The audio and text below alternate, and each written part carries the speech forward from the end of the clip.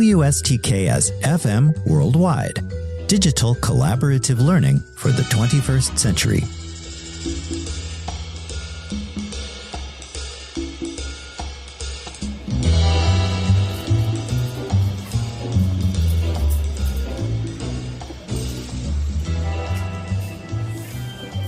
Hello again, everyone, and welcome to Week 9 of the Collaborative Café, a podcast to help you navigate your way through IAH 209 film noir with greater ease and success.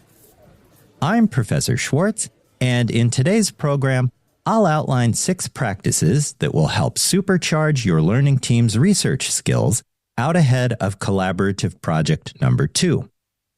Once the barista has brought your order, find a table, pull up a chair, and join me for a quick walkthrough of these half a dozen tips. Got your coffee, tea, or piece of lemon loaf? Then here we go.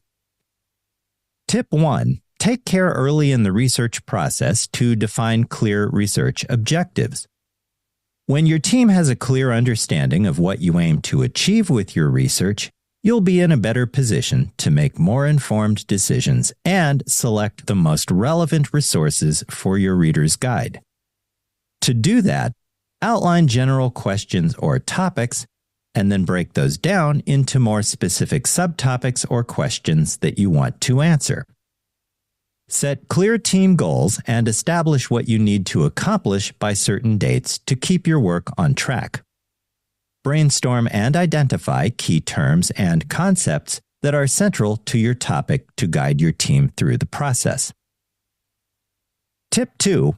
Through the MSU Library homepage, access academic databases like JSTOR, ProQuest, PubMed, WorldCat, and the like to find your materials. Databases like these enable your learning team to find peer-reviewed articles and other credible sources. Use advanced search options and filters for date range, subject area, and type of publication to narrow down your early results. Be sure to examine the references in useful articles to find additional relevant sources. Save and organize your search results in any case, and use tools like citation managers to keep track of the articles that you find. Remember, if you need help getting started, consult an MSU reference librarian. They're experts in the research process and happy to help students with assignments like these. A final note of caution here about Google Scholar. Be aware that it tends to provide far too many hits to manage easily and does not always contain links to relevant information or readily available online article PDFs.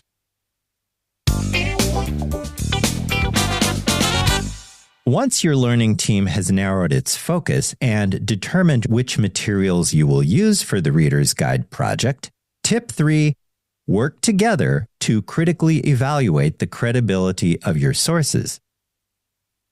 Keep in mind that not all sources are created equal. Evaluating their credibility ensures that your research is solid. So check author credentials, their academic background, institutional affiliation, and other publications. Assess the reputations of those authors and their publications. Determine, too, if the journal or book publisher is well regarded in the field. In addition, look for peer reviews and citations elsewhere. Peer-reviewed books and articles, as well as frequently cited works, are generally considered to be more reliable regardless of the field or topic. Tip 4. Find and add diverse source types to this working bibliography for your learning team's reader's guide. Use a variety of source types. As a reminder, 2 books, 2 journal articles, and 2 web sources to provide a well-rounded perspective on your topic. Include both primary and secondary sources. Primary sources provide direct evidence, while secondary sources offer analysis and interpretation. Where possible, try to balance contemporary with historical perspectives. Use both recent publications and older foundational works to provide context, but exercise caution here since thinking in any field evolves and changes over time. A book written 50 years ago might not be cutting edge or even relevant any longer. Keep in mind, too, that videos, podcasts, and even infographics can offer additional insights and help make your reader's guide more current and engaging.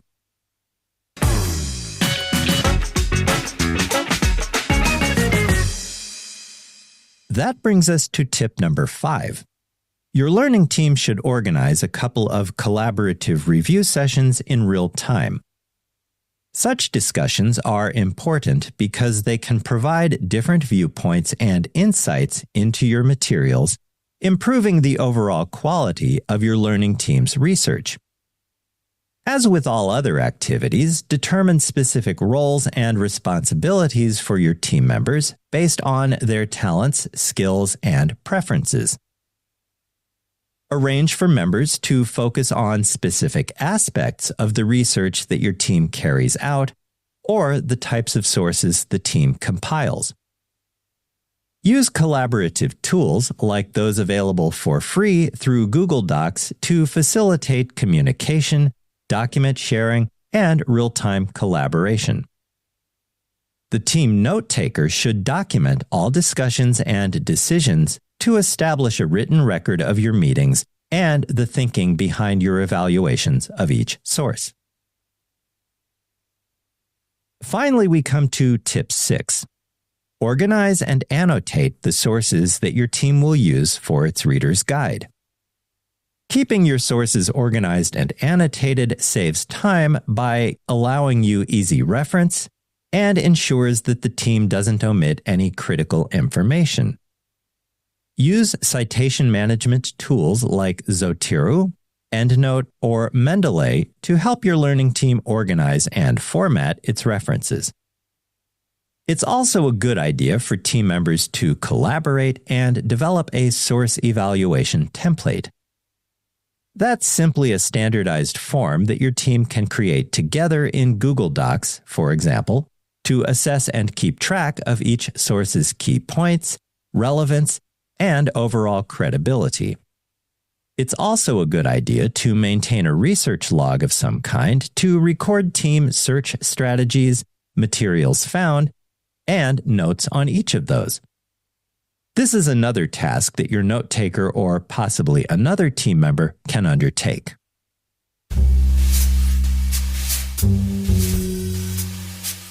WSTKS-FM Worldwide. Digital collaborative learning for the 21st century. If you find this podcast helpful, be sure to hit like, share, and subscribe.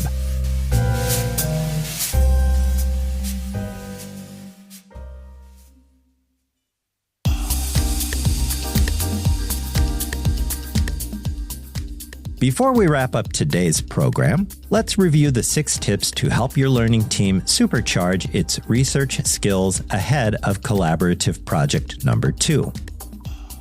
Tip 1. Define clear research objectives at the outset of the project. Tip 2. Use academic databases to find materials appropriate for the project. Tip 3. Critically evaluate the credibility of each source. Tip 4. Ensure breadth and depth for your project by including a diverse array of materials in your working bibliography. Tip 5. Share different viewpoints and insights, improving the overall quality of your learning team's research in the process by organizing a collaborative review session or 2. And Tip 6. Organize and annotate the materials your team gathers to ensure easy reference and avoid leaving out any critical information. Full project details, including the grading rubric, which your team can use as a checklist to make certain you address all aspects of the assignment, are available in Project Packet number 2 on D2L. And with that, we come to the end of today's program. Enable and empower yourselves by joining me again in the Collaborative Café for additional tips, tricks, and advice based on my almost 30 years of collaboration with thousands of undergraduates at 3 Big Ten universities, 2 liberal arts schools, and 2 community colleges across the upper Midwest of the United States. Thank you for joining me today. I'll see you in class, online, or during Zoom office hours if you drop by with a question. Until then, have a healthy, safe, and productive week. With special regards, from Onyx, the cat what am. So long, and I'll talk to you again soon. Bye for now.